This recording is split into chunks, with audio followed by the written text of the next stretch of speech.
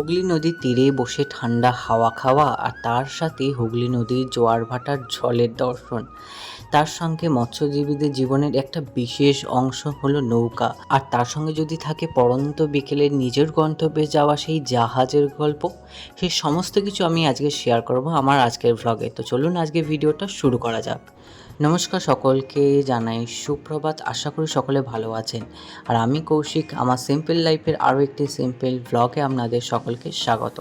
তো মামার বাড়ি যাওয়ার পর ভাইফোঁটা করে খাওয়া দাওয়া করে একটু রেস্ট নেওয়ার পর আমি আর দিদিরা চলে গেছিলাম নদীর ধারে, কারণ দিদিরা বলছিল একটু পরেই বাড়ি যাবে, তাই একটু নদীর পাড় থেকে ঘুরে আসবে বলে।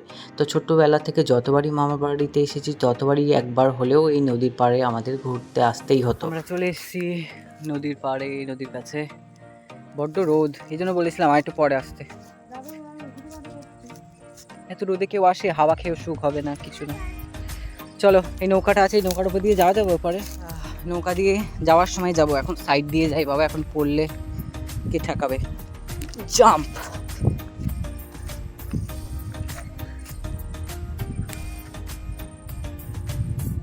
দেখো এখন লাফা, ওখান থেকে লাফিয়ে চলে আয়। ফোনের দিকে তাকাতে পারবো না, ফোনের দিকে তাকালে এখানে আছাড় খাবো। তার থেকে ভালো রাস্তা দেখে যাওয়া। জাম্প, মাই গড। তো এখানে ছোট ছোট মাছ ভর্তি পুরো। তো এই জায়গাটাকেও এখন জাম্প লাগাতে হবে আমার, জাম্প করে যাবো আবার। সাকসেসফুল। এবার জানি না, আমি তো চলে এসেছি, এগুলো আসতে পারবি কিনা জানি না এখানে জাম্প করে। জাম্প কর, জাম্প করলে ভালো কন্টেন্ট হবে। জাম্প কর দেখি একবার। সেই জন্যই তো বলছি, কি আর বলবো গাইস, কেউ আসতে পারবে না এখানে, তো আমি একাই যাবো।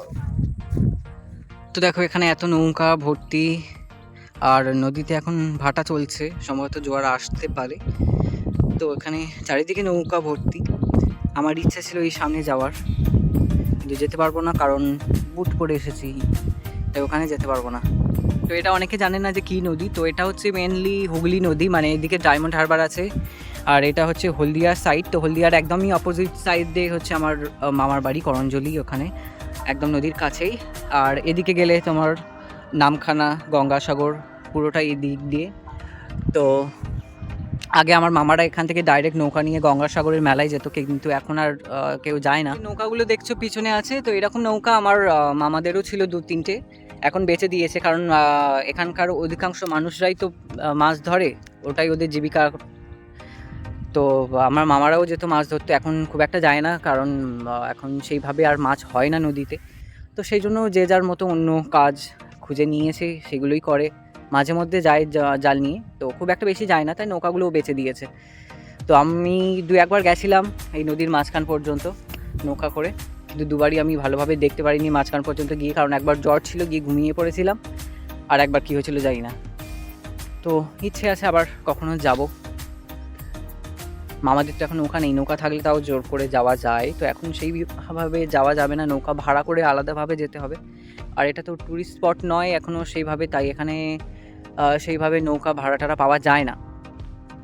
ওই শুধুমাত্র পিকনিকের সময় যারা আসে এখানে পিকনিক করে, এইটুকুই জাস্ট। তো দুপুরবেলা এসেছি বলে এখানকার আবহাওয়াটা একটু অন্যরকম। তো এখানে যদি আমি সন্ধ্যেবেলা আসতাম তাহলে এখানকার ওয়েদারটা আরও ভালো লাগতো, কারণ সন্ধ্যেবেলা হলদিয়ার যে সাইডগুলো আছে সমস্ত জায়গা কারখানার লাইটগুলো দেখা যায় এপার থেকে, তো খুব ভালো লাগে। আর প্রচণ্ড হাওয়া হয় ঠান্ডা, এই গরমের সময় মনে শান্তি পাওয়া যায়। তো আর এই নদীতে প্রচুর জাহাজ যায়, তো এখন তো জাহাজ যাচ্ছে না, তার কারণ ভাটা থাকলে খুব একটা জাহাজ যায় না যতক্ষণ না জোয়ার আসে। তো সকালের দিকে এলে আর ওই বিকেলের দিকে এলে ভালো জাহাজ দেখা যায়, এখন সেটাও দেখা যাবে না, সেটাও ব্যাড লাক। দেখো এই নৌকা করেই এখানকার মানুষেরা মাছ ধরতে যায়। তো নৌকার ওপর তোমরা জাল দেখতে পাচ্ছ, আর এখানে আছে টিউবওয়েল। যদি নৌকার মধ্যে বেশি জল উঠে যায় তাহলে ওই টিউবওয়েল দিয়ে ও সবাই জলগুলো বাইরে ফেলে। আর এই নৌকার মধ্যেই সবাই হচ্ছে যখন মাছ ধরতে যায় পুরো রান্না খাওয়া দাওয়া সমস্ত কিছু এখানে, মানে এটা ওদের দ্বিতীয় সংসার হয়ে ওঠে সবার। দিদিরা তাড়া দিচ্ছে এখন তাড়াতাড়ি চলে যেতে হবে বলে, এইটুকুতে কি মন ভরে বলো, এতদিন পরে এলাম। যাই হোক, চলে যাই। যদিও একটা জাহাজ আসছে তোমাদেরকে দেখাবো ভাবলাম। তো দেখো এই জাহাজটির আসার কথাই তোমাদেরকে বলছিলাম। তো ফোনে জাহাজটি ছোট দেখালেও জাহাজটি কিন্তু অনেক বড়, কারণ জাহাজটি অনেক দূর থেকে যাচ্ছে, সেই জন্য এখানে ছোট লাগছে।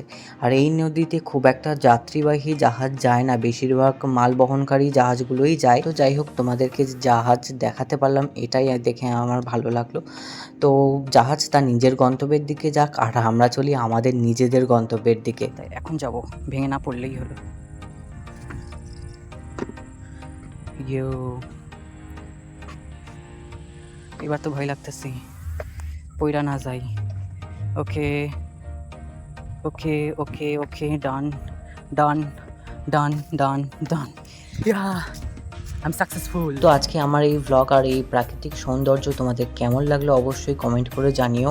আর আমার মতো আর কাদের কাদের নদী পছন্দ সেটাও কিন্তু অবশ্যই কমেন্ট করো।